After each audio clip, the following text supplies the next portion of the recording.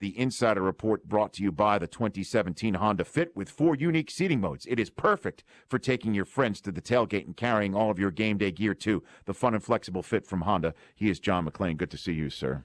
It's always fun to be on with you, Rich. I have people ask me, say, what is Rich Eisen like behind the scenes? And I say, he's just genuine behind the scenes as he is on the scenes. What you think he is what he is. Okay. That's about as nice a thing as I can say and about I appreciate that. A star like you. I appreciate you saying that, John. Thanks very much. So first things first, is everything okay in your world down in Houston? There's a lot of people whose lives have shattered. And, you know, Rich, there's parts of Houston that look like a war zone. And it can be a multi-million-dollar mansion. It could be a house from the 50s, and they've got everything stacked up on the streets. You can go down some streets, and it really looks like a bomb went off because everything that's been pulled out of homes. They finally got the roads back. It's business as usual for people who have to use our freeways, but there's a lot. It's going to take months and months to recover. And everything with you personally? Okay, we were very lucky. I was with the Texans in New Orleans and Dallas. I felt guilty. My wife was there. It rained 4 consecutive days, but we had new drainage put in our neighborhood about 5 years ago, and she said it barely came over the curb. No kidding. So we were very, very lucky. Very fortunate. Yeah, knock on wood, no question about that. So how did that affect the team in their performance in week 1? No, there's no way that affected them because they knew what they faced. Jacksonville did not. The Jaguars were in a situation like the Texans were in New Orleans when they didn't know what was going on. So here's the Jaguars not knowing when they were going home, what they were going to confront when they got home, and they were outstanding on defense. Yeah, and they didn't go home until Tuesday as well. I mean, they were in Houston for a while. So I guess what was the problem for the Texans on Sunday? Was it line play? Was it quarterback play? Yeah. I think it's a bad combination. Their offensive line was awful, and not all the 10 sacks were up with the Lions' fault, but they didn't run well. They didn't use their rookie D'Onta Foreman, but 1 carry for 4 yards, and he was the best back they had in preseason. That's bad coaching. They got away from the running game. The defense, which is what everybody thought would carry them, had no sacks, no turnovers, only gave up 280 yards. Bortles only threw for 125, but they look poorly coached, poorly prepared. And I watch them. I know they're prepared, but they needed to go out behind the stadium and all stick their finger down their throat, throw it up, and move on. And if they have the same problems in the offensive line against the Bengals tonight that they had last week with the Patriots, a trip to New England coming up, they're looking at an 0-3 record in a losing season. Yeah, I mean, I tend to agree with that, and I think, John, they're in trouble tonight because of a couple of things. I'm assuming. Let's start with one. Deshaun Watson's going to get his first career start tonight. I would have gone back to Tom Savage. I can understand why they played Watson in the first game. Savage could not escape the rush. The offensive linemen were getting obliterated. So they put Watson in because he has mobility. But on a short week, when you have one legitimate receiver, your entire tight end core is wiped out because of concussions. And that's the time you go with a veteran, not on a short week with a rookie. And I would have gone back to Savage. And plus, Watson has a little ankle injury. He tested it. He's fine, but he's going to be running so much from the Bengals, he might hurt it again. And Savage have to come back in. Well, and I want to put a pin in that part of it right to start right now. I mean, here on the show, and because the idea as well that I mentioned too, with the number of tight ends that have been hurt and concussed. I've never seen anything like it. All right, so all three. You ever of them seen a position wiped out in 1 week? No. Yeah, no, I never have in 40 years, and all with concussions. So they've activated a kid or undrafted free agent named Evan Bayless, and then you'll see offensive linemen playing tight ends. And I've never seen that, but that's still not an excuse to play as bad as they played. Well, I know there's that too, and then the fact that Brian Cushing is now out for 10 games, and now you find out that a leader right there in the middle of the front seven is gone. Is it safe to call him the quarterback of the defense? Bill O'Brien's always called him the heart and soul. Now the communication device will go to Bernard McKinney, the other inside linebacker. Cushing wouldn't played for a while anyway. He had a bad concussion. And I think he'll come back and play as the last 5 games, and I think that'll be the end of his career in Houston. And he is the heart and soul of this defense. He sets the tempo. He doesn't make big plays like he used to, but he means a lot to the defense in a lot of ways that don't show up dropping into coverage, playing a run. And they drafted a second-round pick, Zach Cunningham, to eventually replace him. Well, it's going to have to be sooner rather than later. And then they got an undrafted free agent named Dylan Cole who made the team. Those 2 guys got to replace Brian Cushing. John McClain of the Houston Chronicle here in the Honda Insider Report live from Cincinnati. Now let's get back to the quarterback stuff with Bill O'Brien. Now, the show open you heard, I asked Michael Lombardi if he's the Kaiser Soze of quarterback gurus. By that I mean somebody that has a huge reputation, but you don't know if he really exists. Well, here's the deal about Bill. He had Tom Brady, and Brady swears by him. Tom will tell anybody and everybody what a great quarterback coach and offensive coordinator Bill was with him. And then he goes to Penn State. He has Matt McClain, and McClain plays really well, and Bill's National Coach of the Year. And then the next year he has a true freshman, Christian Hackenberg, who plays so well. Everybody says when this kid comes out, he's going to be the first pick of the draft, and Bill leaves. But here, Bill's been Captain Hook. He just has a quick trigger for quarterbacks, and we're not really surprised in Houston that he did this because he did it to Brian Hoyer 2 years ago. But the fact is, Watson's got a chance to be special. He's going to struggle. He doesn't have a talented offensive line. He's got one legitimate receiver. The running game is suspect because of the line. It is not an ideal situation to play a rookie quarterback, especially when you think you can win a division for the 5th time in 7 years. But they might as well get on with the Watson era. But there's a chance they'll go back to Savage because that's what Bill does. No, I know that. But speaking to somebody like yourself, John, who's been around quarterbacks who learned the playbook by the light of a jukebox and have been around all different types of quarterbacks and people who coach quarterbacks and people who draft quarterbacks, is Bill O'Brien a guy that you want at the wheel when you're looking for a quarterback for a team? He hasn't shown that so far. The last good quarterback they had, and people in Houston shudder when you say this, but Matt Schaub did have 4 good years when he and Andre Johnson were one of the top 1-2 punches in the league.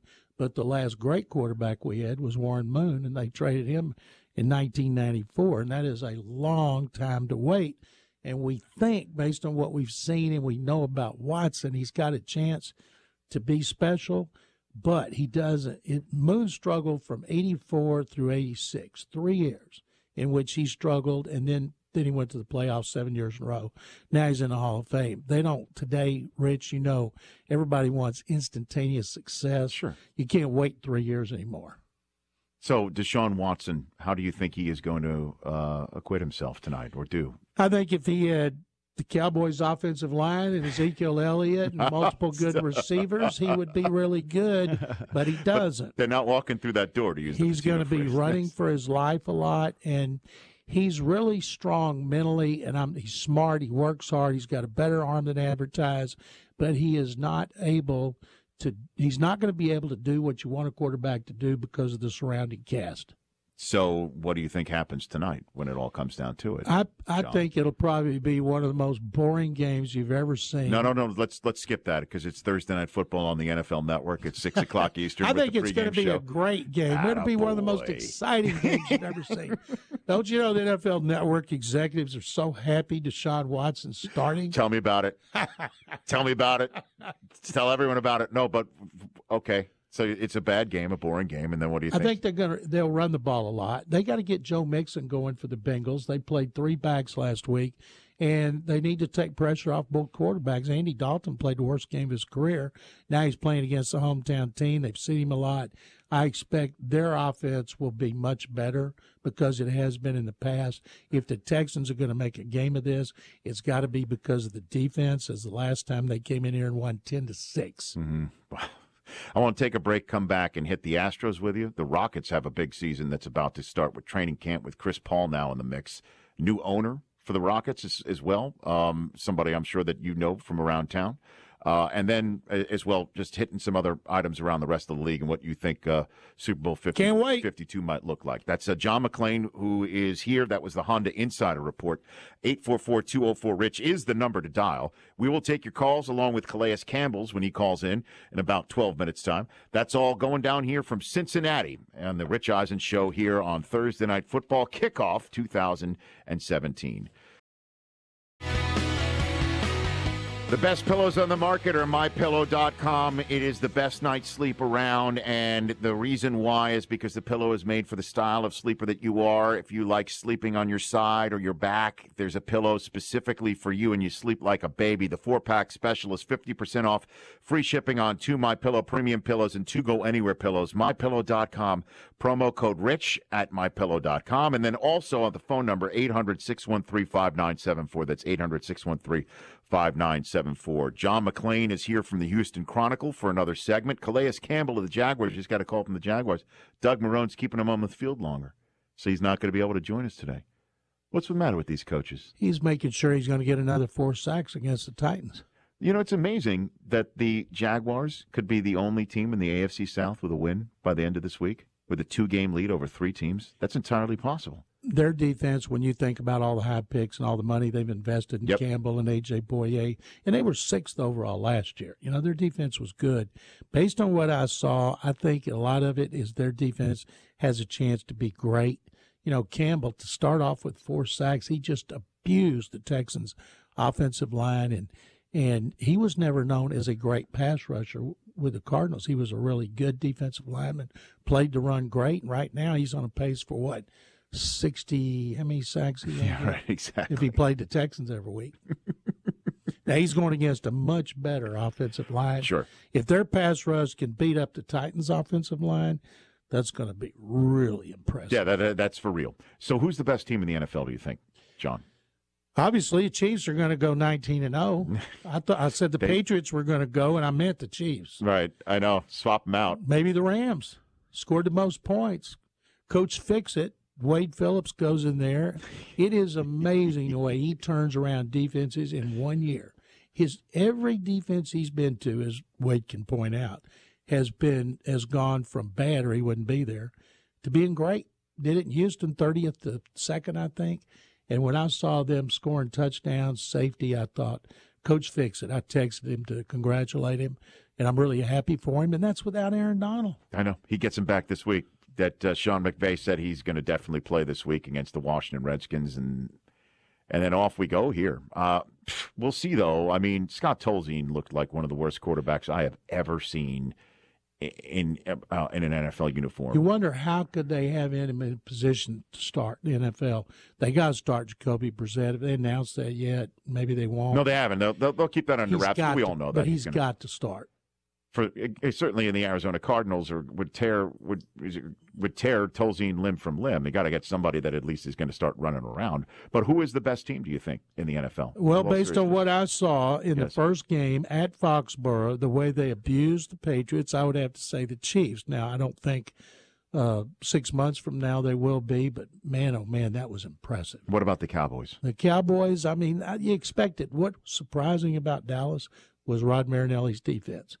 Who would have thought their defense, they got guys out suspended, would just totally dominate the Giants like that? And the Giants are one of the numerous teams that are really suffering on their offensive line. Yeah. I don't know. Maybe is that a week 1 thing that that unit of any part of a side of a ball of the NFL is the one that needs the longest to gel, and thus preseason isn't even long enough for these guys. Well, we may say that. Look what Minnesota did. We made jokes about all these offensive line being so overpaid in free agency. They were hurt. They were coming off ineptitude, injuries, and now next year, imagine what they're going to get, because colleges are not producing the sure things in the offensive line like they used to. You remember, Rich, when a guy goes in the top 15, a tackle or a guard, he's going to play for 10 years. Now he goes in the top 15. You can't count on him until you get them in and coach them and see how they're doing, because they're just playing so differently in college than they used to. Yeah. Hey, we've got John McClain here for a few more minutes here in the Rich Eisen Show Cincinnati studio prior to tonight's game. we've had A.J. Hinch on a couple times on this show. I love talking to him. He's a great talker. He also just seems like he's got a great mind and the type of guy that I would want to be in a dugout with all of these young guys. And now here comes Verlander, who has been lights out. He sure has. Since he was acquired. What do you think of the Astros' chances now that you know about the juggernaut that's across state here with the Indians? The Indians may never lose. They're better than Major League right now. What I'm stunned is they're not selling out the ballpark every night like they should be, considering how great they are. And what did you see the stat? They've only trailed in 4 innings during this winning streak. Yeah. And their ERA is less than 2. Yeah. The Astros were back on the road to recovery, and they go to Oakland and stink it up and lose 4 games to the worst team in the American League. Yankees did too earlier this year, too. What is it with he's bringing up all these young guys, and all of a sudden they're good. Verlander is the only good thing they got going on their pitching staff. Dallas Keuchel has not pitched consistently well the way he used to. Lance McCullers scratched because of a tired arm. And then Verlander, I've watched every pitch he's thrown. He has been incredible, and I can't wait till he gets a Kate Upton sighting watching him. Yeah. What matters, how to keep score, right? With Kate Upton in the Minute Maid situation. Yes, of course. Has she been there yet? Not yet. He's had playoffs. That's what's going to be. Maybe he's saving it for the playoffs. You hope she's busy and she's working and she's making money. But he came in and was ingratiated himself so well with the players. They showed him constantly in the dugout. Everybody's saying great things about him. And when he gets in the playoffs, nothing's going to be too big for him because he's been in so much. They think with he and Keuchel as their first 2 pitchers, they can go up against anybody. They thought it would be Lance McCullers, but since the All-Star break, when he was on the All-Star team, he's been on the DL and hadn't pitched worth a darn. So they're still looking for that third guy you got to have. So let's just say they go against the Red Sox in that first series. Do they throw Verlander first, do you think? I think if you're going to get Sale, you got Keuchel is still your guy. Okay. And I think it would be an insult to Keuchel, who's been their ace now. He's got to pitch the first game. Verlander's got to pitch the second game, unless Keuchel can't get it together between now and the start of the playoffs. And then what about the Rockets? John McClain of the Houston Chronicle. Are they a super team? What do you think? We're pumped about the Rockets because, they were pretty good last year. And Daryl Morey, their general manager, is like a mad scientist. He's in there. He's concocting all these things. Daryl's got ants in his pants when it comes to the roster. And to bring in Chris Paul has just got everybody so excited. He and Harden are best friends. They got a really good commercial out there, and people are pumped about him. They didn't have to give up anybody they didn't want to give up. Mm-hmm. So people are fired up. Their new owner, Tillman Fertitta, Tillman owns casinos. You can't own an NFL team, of course. At one point, he was a Texans minor partner, and they had to buy him out because he opened his casino in Vegas. Now he's got one in Louisiana, and he's to pay $2.2 billion. We were shocked that Tillman could do that, but he owns about every restaurant in the world, and we like him. He's not going to be quiet behind the scenes. It's not his personality. Mm-hmm. He's going to be an out front guy, but they hope that, like Les Alexander, he can be out front, get publicity, but don't mess with the personnel. Good owners don't do that. Well, I read that Steve Ballmer, his $2 billion to buy the Clippers was like 4% of his net worth, but the $2 billion of Fertitta is like 70% of his net worth. Like he's putting all his Fertitta where the Rockets are, pretty much. He's wanted to own a team, and he's a Houstonian. He wants to own a team in Houston.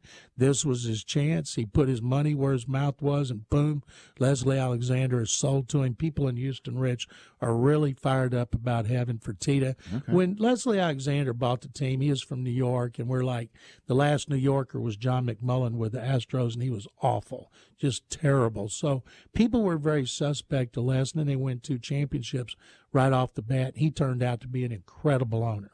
And, you want an owner who's going to spend money, and then he's going to stay out of it. Hire good people and let them work. And they've got a good group in their front office. And so I think Fertitta will sit back and have fun at the games and enjoy it. And plus, it's great. It's a great thing for all of his restaurant business, I can tell you that. Last one for you, John. you've been in the Houston scene since 76? 76. So you've seen them. You've seen greats come and go and do their thing. Where does J.J. Watt rank on the pantheon of Houston athletes and personalities? I've covered it and watched. A lot of people are in the Hall of Fame, and J.J., he had those 3 incredible years in which he tied Lawrence Taylor for NFL Defensive Player of the Year awards. I think that he's going to win the Walter Payton NFL Man of the Year award because of his incredible what he did to raise money. It's over $33 million now, and he's actually out distributing it to make sure that people know where it goes. He has a chance to be Comeback Player of the Year, and if he was great, he could win the 4th Defensive Player of the Year all at the Honors Show before the Super Bowl, but he's got a really good chance to be the Man of the Year and the Comeback of the Year. And he's 28 now, coming off 2 back surgeries. Nobody knows if he can be great again. He feels great, but until we see it on the field, people still going to have questions about it. So then who is the greatest athlete in Houston sports history? Here's some of them. Nolan Ryan, A.J. Foyt, Keem Olajuwon, Earl Campbell. There's been so many. If I had to pick one, I'm partial, I'd say Earl Campbell. It's hard to beat Nolan Ryan, and Olajuwon helped him win 2 championships. And to me, to be great, you got to do it over a long period of time. But I'm partial to Earl because when Earl's first 3 years, 78 through 80, he was as good a running back as I've ever seen. Well, I know you had others in our business tugging at you to join their show, so I appreciate you coming on this one. My pleasure, Rich. I wouldn't take anybody's show over you. I love coming on with you. Thank you. And I hope all your listeners, when they go, what is Rich Eisen really like? He's just like you think. I imagine he'd be a lot of fun to have a beer with. Well, or a glass of wine with you. Yes, I am more of the red. So am I. Big Boom and Brunello Cabernet. So am I. But I'd love the IPA. I'd love a good IPA too. Anytime. Thank you very much for having me, Rich. No, thanks for coming on. My pleasure. I'll see you. And the Texans come out to play the Rams. Have you on in the Los Angeles studio. That looks great. I can't wait. Excellent. Thank you. That's John McClain. Check him out in the Houston Chronicle, and also at McClain. What's your Twitter address? At McClain _on_NFL. And it's a must follow. Thank you. Certainly during Baylor games and Could Houston get ugly sports tonight. Games. It could get ugly tonight. We're back with your phone calls. 844-204-RICH is the number to dial here in 60 seconds in Cincinnati. The Rich Eisen Show, weekdays at noon Eastern on radio stations across the country and audience. Isn't it amazing you can download an app with your thumbprint? You should download our app with your thumbprint.